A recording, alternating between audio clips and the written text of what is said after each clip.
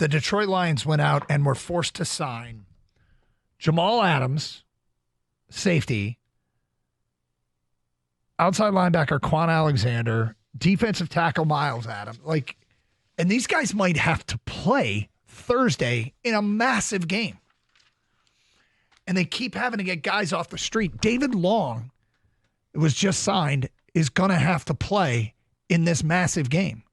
Well, David Long played a lot last week. He did. And it's, the word that we used, and I used a lot on Friday, and we've used it a lot leading up to this, is tolerances. Like you hear it in engineering. This defense can only take so many injuries, I'm sure. They keep winning, but it feels like the defense, unfortunately, is starting to slip back a little bit towards what it was last year. Now, that doesn't mean they can't win at all. And injuries are part of the game, and other teams have them too. But, man, like Green Bay, this is going to be a way different challenge than when you had closer to a full complement of players when they played up at Green Bay. Well, I told you last week I didn't feel chesty about the game against the Bears. I thought they'd win, but covering, I didn't think that was going to happen.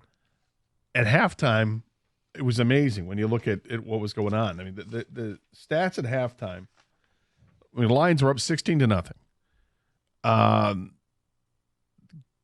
The time of possession was 22:54 in favor of the Lions to just 7 minutes for the Bears. The first downs, the Lions had 18 first downs in the first half. The Bears had 2. By the way, 18. Think about that. That's a ton.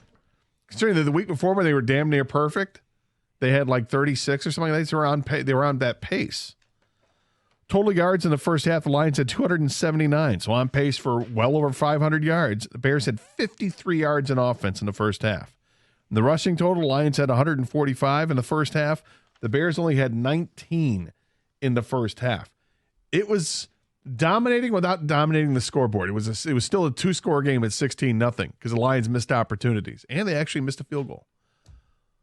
The second half was a little disturbing to see that they were not able to move the ball as well, and more importantly, they weren't able to stop. And maybe it was just because the guys gave it all they had in the first half, and either the Bears figured some things out or guys got tired or whatever, but the Bears started to present an offense to the point where they had a chance to win the game in the last drive of the game. And whatever the hell that happened with the coach and the quarterback not on the same page, or they were on the same page, which was we're not going to use our timeout, which was moronic, but to the Lions' benefit, the game ended with the ball landing harmlessly to the ground. There's a series of mistakes that led up to that. That last drive, they burned 2 timeouts before they even got to that, which kind of put them behind the 8 ball, and they were burned. One of them was taken when they were snapping with 1 on the play clock, and they did get the snap off. Eberflus didn't think they would. He took a timeout. The other was taken earlier in the drive because, remember, they were backed up in the shadows of their own goalpost. That happening once, full complement of timeouts. That happening once, okay. Happening twice, the second time, like, no excuse for it. You're talking about, though, a rookie quarterback, and that's why those timeouts are even more important, and that's why, let's say it's a solid plan not to use your timeout. It's 3rd and 26. You have the interesting challenge of not likely to get a first down, and the Lions are going to try and keep you from going out of bounds. So you want to keep the timeout to run the play to be able to take the timeout and try the game-tying field goal. But you can't spike it because it's going to be 4th down. But that's why you have to take the timeout, because you have a rookie quarterback. And no matter what, no matter how good he is, a rookie isn't going to execute that nearly as well as a veteran.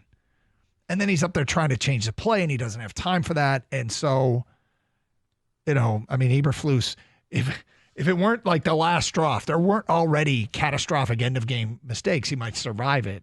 But I think he would have survived. Yeah, he may have survived not getting fired during the season. I think he would have been fired after the season because his record is the worst in football during the span that he's been a head coach.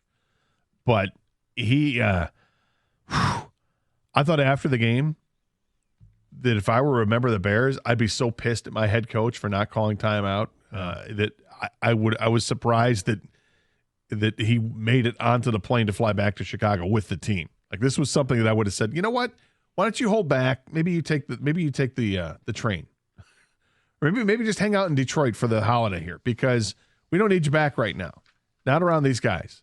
You screwed up so badly and so obviously that you cannot coach this team. You cannot be around this team. And 48 hours later, he was fired.